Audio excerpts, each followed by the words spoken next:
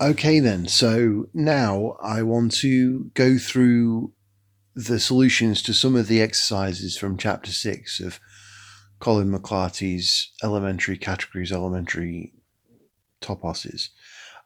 So we'll start with question 6.4, which is to show that every arrow from a strict initial object is monic, and that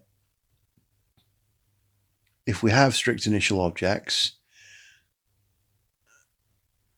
and we have two just disjoint monics in the sense that their intersection is initial, then their inverse image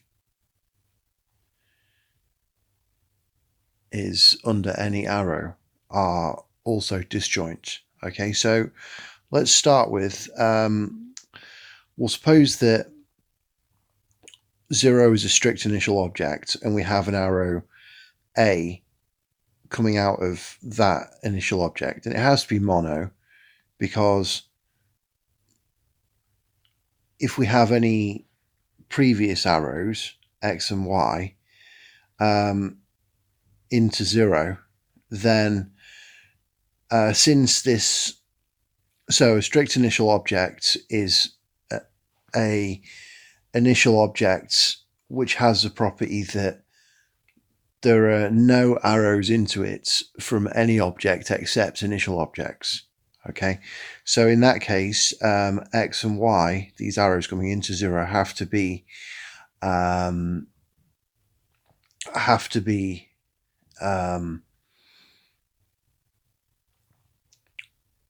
arrows from an initial object Q, and there's only one arrow from an initial object. So that proves that Q is an initial object and then there's only one unique arrow. So we automatically have X equals Y.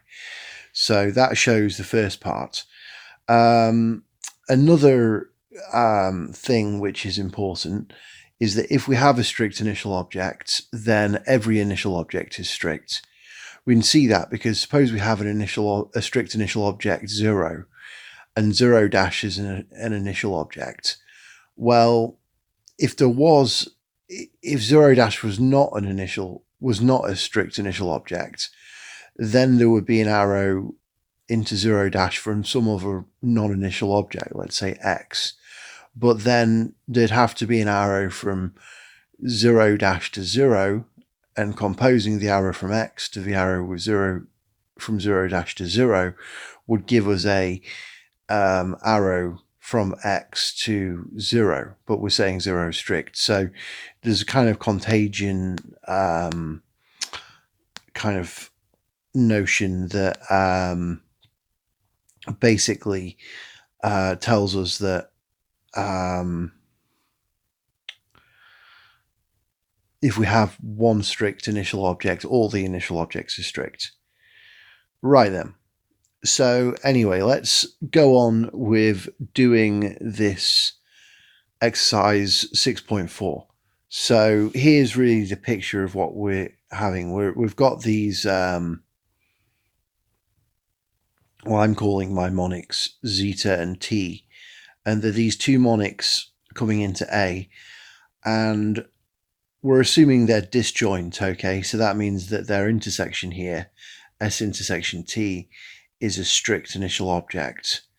It's an initial object, so it must be strict since we're assuming strict initial objects exist. And yeah, we want to show that this is that this sort of domain of this arrow zeta intersection t, which is the pullback of t across zeta. Well, if you get the pullback of t across zeta, we get this pullback square, and then if we get the diagonal of it, we get zeta intersection t. We could call it zeta p1 in this pullback diagram. Anyway, the domain of that S intersection t is a strict initial object by assumption, okay? And what we want to do is pull back this stuff over S. And so if we pull back zeta, pull it back over F. So if we pull back zeta over F, we get F to the minus 1 of zeta. And if we pull back t, we get F to the minus 1 of t. we want to show that we know that they're monics, but we want to show that they're disjoint monics. Okay, so we use this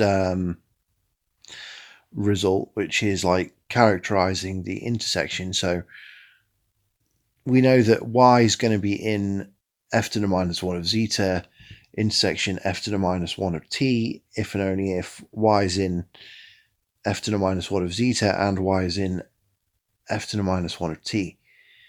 And then using our theorem about inverse images, that's equivalent to saying that f of y is in zeta and f of y is in t, which means f of y is in zeta intersection t. So these are all equivalent, okay? Now, since we're assuming that zeta and t are disjoint, we have that zeta intersection t is going to be an arrow from this strict initial object. In particular, we can call this arrow exclamation mark superscript A because it's this unique arrow from this initial object to A.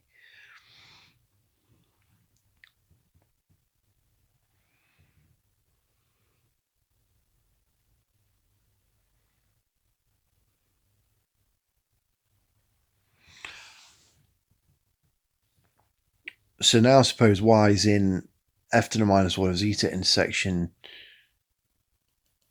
f to the minus 1 of t. Well, then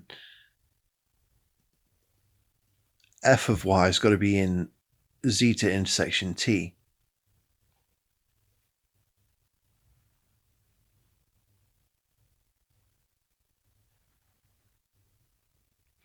And the thing is, though, the only the only thing that can be in a strict initial object is a strict initial object. Now we can see this quite easily. So say we have, so what am I calling the, I haven't given it a name, but like, let's suppose that we have this arrow x.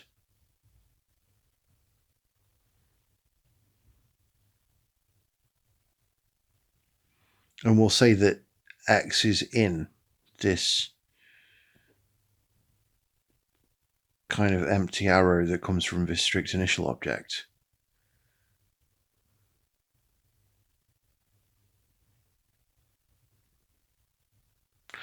Well, then that means that there has to be a unique arrow. Well, it does have to be unique, but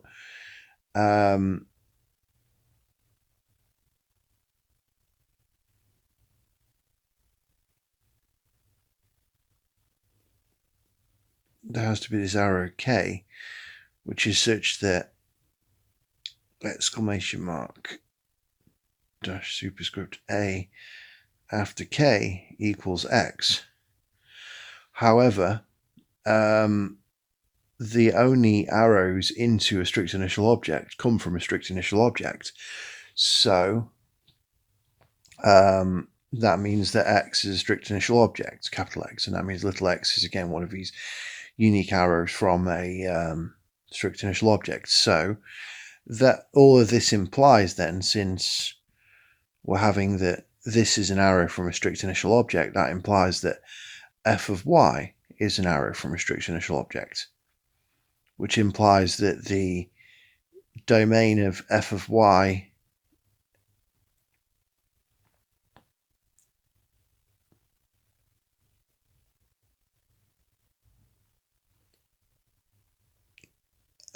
is this strict initial object. And if we have a look at the diagram,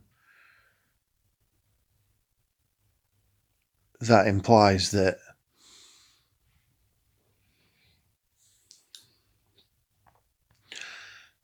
the domain of y is also a strict initial object. Of course, if the domain of f of y is, well, the domain of y is the same. And so now we just do this argument for y equals f to the minus 1 of zeta intersection f to the minus 1 of t. Of course, then y is in that. Hello? Hi, Mum. Can I call you back in about 2 minutes? Okay, then. Bye. So then, of course, y is in this. Like if we have y is equal to any monic is in itself. And so then we have that the domain of this is an initial object, and that's what we require.